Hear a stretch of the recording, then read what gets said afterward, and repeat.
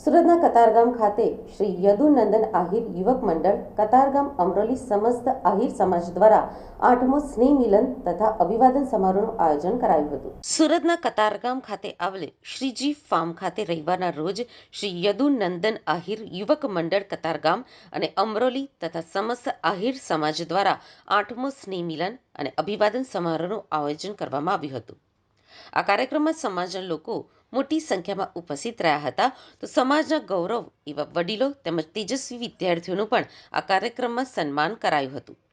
શ્રી યદુનંદન આહિર યુવક મંડળ કતારગામ અમરોલી સમસ્ત આહિર સમાજ દ્વારા યોજાયેલા આ સ્નેહ મિલન અને અભિવાદન સમારોહમાં મોટી સંખ્યામાં સમાજના લોકો હાજર રહ્યા હતા અને આ કાર્યક્રમને સફળ બનાવ્યો હતો. મારું નામ અલ્પેશ વેડા છે. શ્રી યદુનંદન આહિર યુવક મંડળ દ્વારા આયોજિત આજે સ્નેહ મિલનનું કાર્યક્રમ યોજાયું હતું. તો એમાં સમાજના વડીલોને સન્માન કરવામાં આવેલા હતા અને વિદ્યાર્થીઓને ઇનામ વિતરણનો કાર્યક્રમ ગોઠવવામાં આવ્યો હતો, જેથી કરીને સમાજના જે ઉત્સાહી છોકરા છે, તેજસ્વી તારલાઓ છે, એને પ્રોત્સાહન મળે અને વધુમાં વધુ અત્યારે શિક્ષણ ક્ષેત્રમાં હરણફાળ અમારો સમાજ ભરી રહ્યો છે.